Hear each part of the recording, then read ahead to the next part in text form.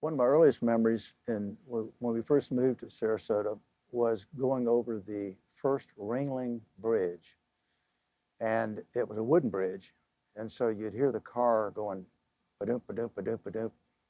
And that bridge, there was another bridge that was being built alongside of it at the same time, and that was the second Ringling Bridge.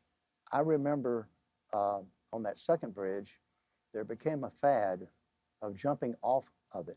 And it was about a 35-foot drop. And I did it one time, and I felt like I was hitting the parking lot from that height. And a good friend of mine broke his eardrum. And I talked to him about 10 years ago. And he told me his eardrum is still broken from that drop. So we didn't do that very long. The police stopped us from doing that. My name is Dan Bailey, Charles Daniel Bailey, Jr. And I came to Sarasota from Miami. We called it Miami at the time.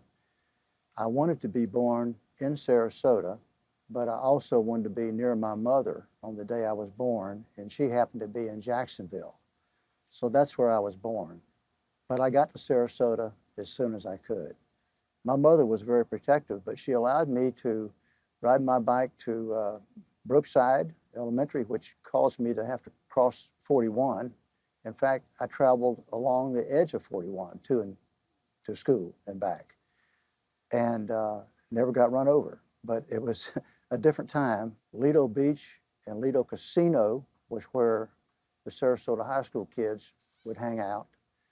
Siesta Key Pavilion is where the Riverview High School kids would hang out. Sarasota then was much like it is today. As I watch young families going about doing their various activities, going to playgrounds, going to Little League, it was much the same then as it is today. I can go to a high school football game now, close my eyes, open them up, and I don't know if it's 1957 or 2022.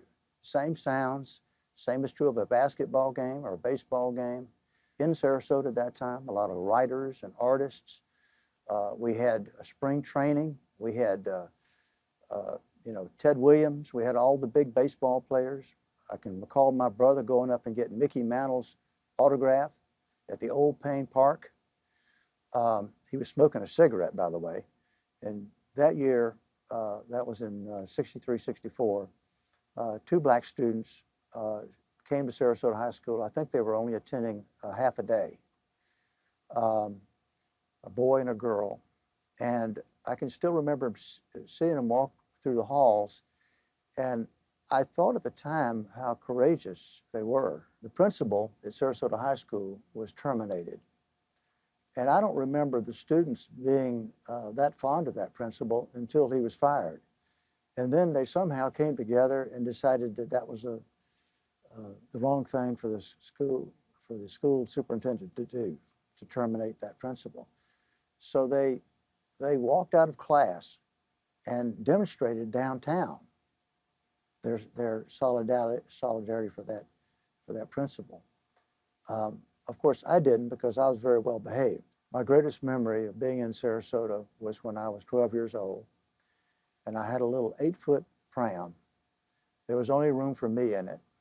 I had a 2.5 horsepower engine, and it drew about 2 inches of water, and I could go anywhere in the bay I wanted to go without running aground. But when I did run aground and I would shear a pin on my propeller, I knew how to fix it. And it gave me such a great feeling of independence, because I was far too young to drive.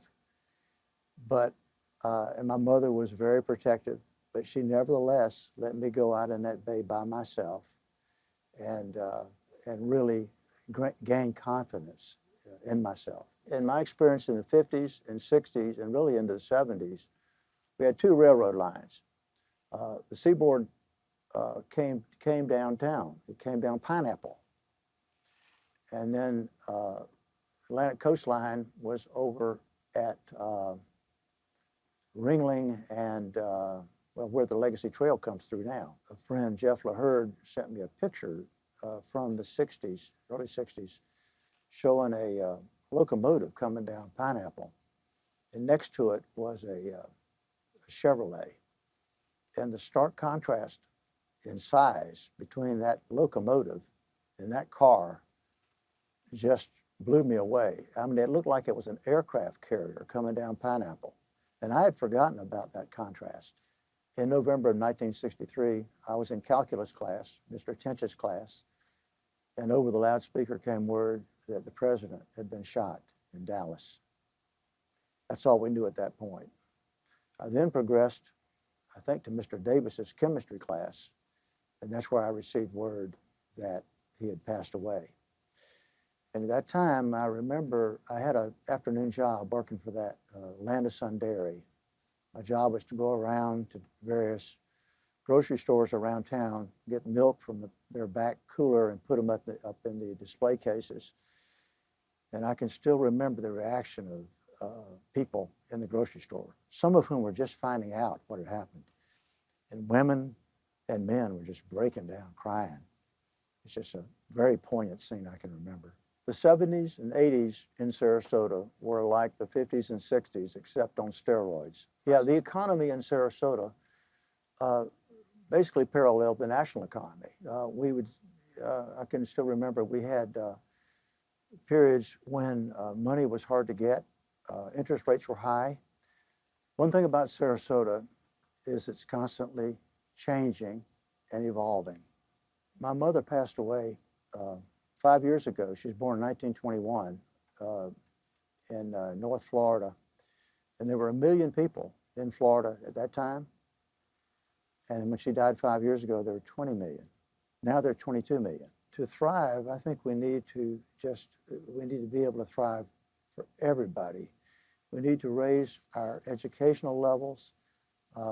We know that a child who is not reading at third grade level by third grade is doomed to not have a very good life. And we need to be conscious of always, trying to raise that level and help those kids in whatever way we can. We need to provide more digital access for everybody. Those who don't have computers or access to them or don't know how to use them, or even as far out as Arcadia, we need to work on those issues. Sarasota draws people from all over the country, and they bring their opinions with them. And so when we have some big community decision to make, whether it be the location of a new library, the design of a new bridge, airport departure turns, you name it, or the Selby Botanical Garden, whether they would have a parking garage, people have opinions.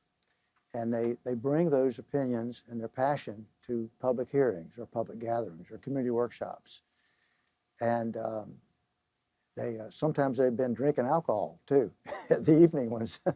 And so they need to have a constant reminder to behave in a civil manner, and they can be more compelling in their arguments if they are. We need to do more to bring our community together and have good community conversations in a civil way.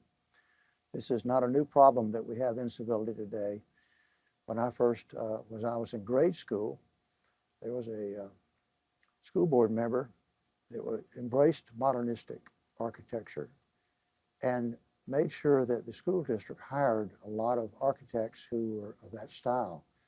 So we saw Brookside, Alta Vista,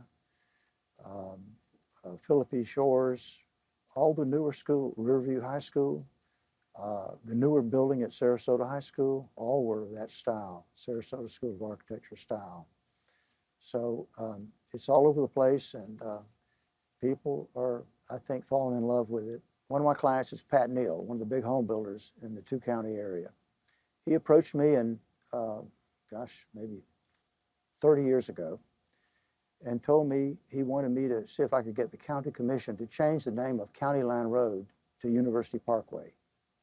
And I said, University Parkway, where'd you get that from? He says, well, eventually it's going to come in to DeSoto Road and end there at the Ringling Museum. What else is there? I said, well, New College.